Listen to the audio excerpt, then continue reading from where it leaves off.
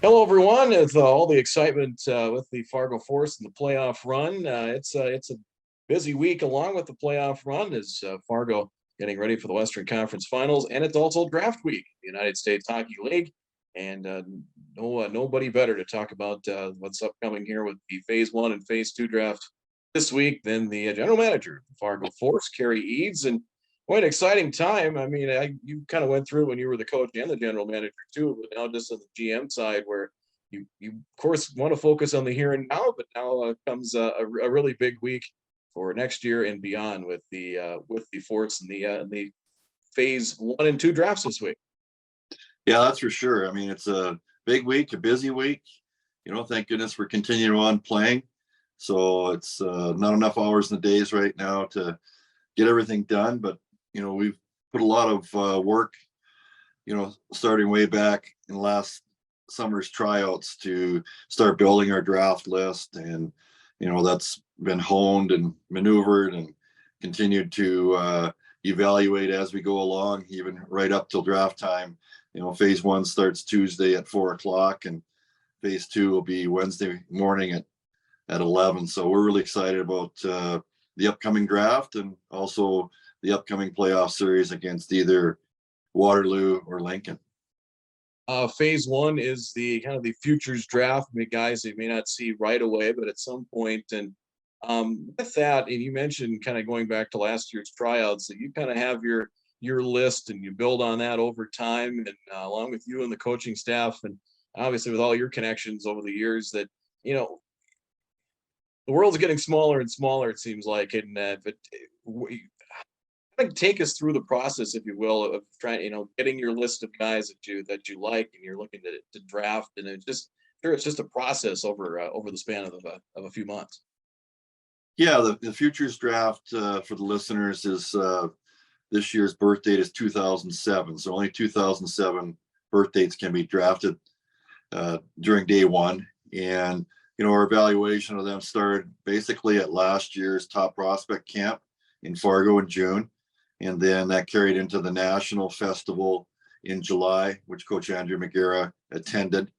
So we got an early start on it. And then, right away in September, there's all kinds of events going on and showcases. We even host our own showcase event in Fargo the first weekend of October, which is really growing to be a big event. And then it's been a lot of travel since then.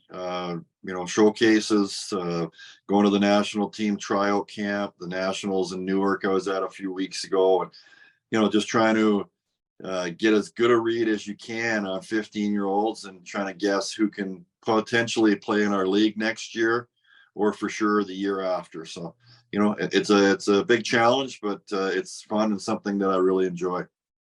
I'd imagine, talent-wise and things you're looking for. Do you obviously you're going to have your coaching staff very much involved, and do you get maybe some help from outside the organization, or just say, hey, check out this kid or check out this young man here? And I imagine you're looking for from places all over. Yeah, it's worldwide, and we have contacts all over the place, foreign countries. Definitely north of the border in the different leagues there, and all over the United States. Many good leagues, and they kind of identify prospects, and it's up to us to try to see as many live as possible. There's obviously the Instat video service that you can click on a name and pull up some of his shifts, even from all over the world. But if you can see a person live, I think it's much more beneficial. You can supplement that with some video work, but you really have to see them in person to see what's going on. And then it's an estimated guess from there. Yeah, I suppose it's you do what you can with what you have. Having it a local one, you mentioned that in October as well. How much has that benefited you? How many players have you found? What kind of talent have you found? How far are people traveling to come to that one? Yeah, we have teams from all over North America, really. Teams from Los Angeles, Las Vegas, Dallas, Detroit. Of course, a lot of teams from Minneapolis, Winnipeg. So we had 70 teams attend the 3-day showcase on 4 different age groups. So, it's really grown into something big. It's, great to bring people to our facility. All of them attended the Saturday game that we played Sioux Falls way back in October. And, just to expose them to junior hockey, the USHL, our arena. And then, another major benefit of it is to have them right in our backyard so that we can get out and scout them. And that gives, definitely head coach Nick Oliver and associate head coach Chad Demers don't have a lot of chance to get out on the road and watch players, and have them come to our rink and be in our backyard and participate. Gives them an early look at some of the guys that we're looking at drafting. The phase 2 draft will be on Wednesday. That's a little more for kind of for next year, basically. And that's a little more wide open. I think guys that are, available in junior hockey and eligible in junior hockey. And I know wise, I think you don't have maybe I don't believe a first round pick in that.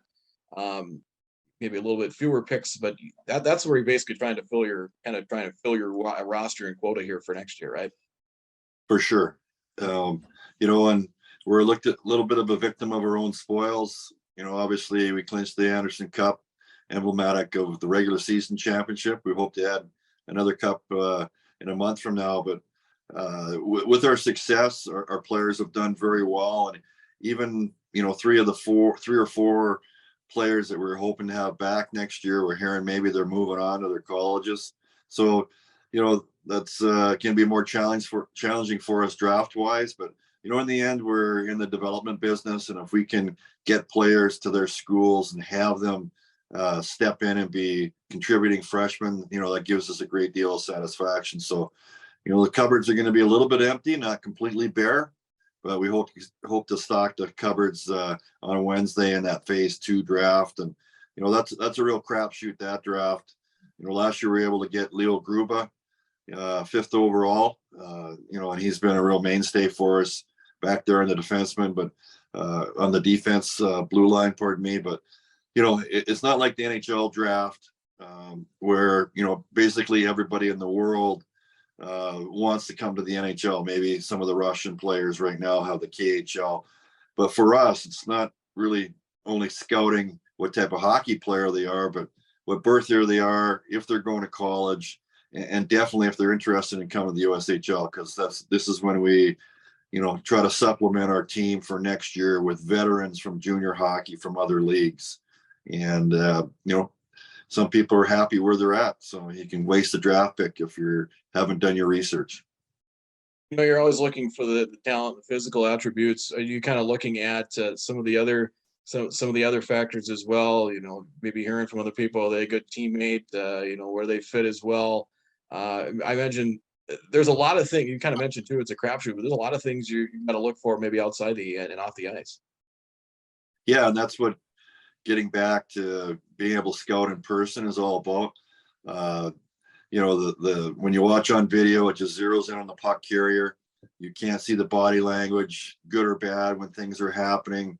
You can't see how the effort is in the back check sometimes, the interaction with their coach on the bench, and you can't talk to their coach before or after the game to get some insight on these players. So, video is a major part of our world in coaching and scouting, but you got to be there in person, because definitely the work ethic, type of teammate you are, how unselfish you are, your body language, all those things go into making the type of player that we want with the Force. We've really had a lot of success this year because our players have come to play very hard and represent the organization and themselves each and every night.